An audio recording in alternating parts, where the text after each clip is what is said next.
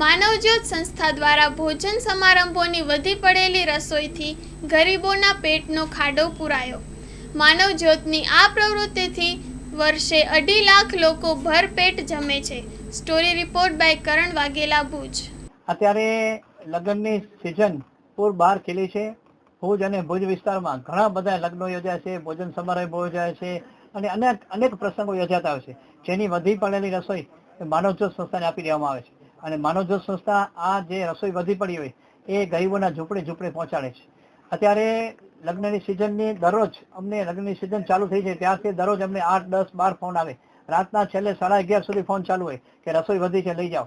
તો આવી રીતે અમે લોકો રસોઈ એકઠી કરી ગરીબોના ઝૂંપડે પહોંચાડીએ છીએ, જેના કારણે ગરીબોને પણ આ સારી વાનગી ખાવા મળે છે। એક બાજુ અન્નનો બગાડ અટકે છે ને બીજી બાજુ કોકના પેટનો ખાડું પૂરાય છે। તો આવી રીતે આ પ્રવૃત્તિ ઘણા વર્ષોથી ચાલુ છે। શરૂઆતમાં અમે લોકોએ દર મહિને થોડા જણાને સંભાળતા, પણ અત્યારે વાર્ષિક અમે ટોટલ મારીને ત્યારે અમને પોતાને નવાઈ લાગે। આ વધી પડેલી ભોજન સમારંભની વધી પડેલી રસોઈમાંથી વાર્ષિક અમે 2.5 લાખ લોકોને જમાડી જઈએ છીએ। વિચાર કરજો, આ કેટલી રસોઈનો બગાડ અટકે છે અને કોકના પેટનો ખાડું પૂરે છે। આજે આપણા દેશના વડાપ્રધાન વારંવાર કહે છે કે અન્નનો એક દાણો બચાવો, તો આ દાણો આવી રીતે બચશે। દરેક ગામો અને દરેક શહેરોમાં જો આ પ્રવૃત્તિ શરૂ થાય તો એક પણ ભારતનો નાગરિક ભૂખ્યો ન સૂવે। આજે આપણે જાણીએ છીએ કે ભારત દેશની અંદર કરોડો લોકો ભૂખ્યા સૂઈ જાય છે। કોકને 1 ટાઈમ ખાવા મળે, કોકને 2 ટાઈમ ખાવા મળે, કોકને આખો દિવસ ખાવા ન મળે। આ પરિસ્થિતિમાં આપણને આપણા ભાઈઓને બચાવવા ને આપણા ભાઈઓને પણ એ ભૂખ્યા ન સૂવે એની ચિંતા પણ આપણને થવી પડશે ને એના માટે આપણને અન્નનો એક દાણો બચાવવો પડશે।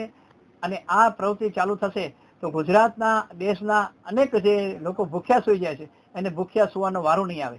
આ અનાજ અને બચેલી રસોઈ ભોજન સમારંભની વધી પડેલી રસોઈ ગરીબોના ઝૂંપડે પહોંચાડવાની ખરેખર જરૂર છે।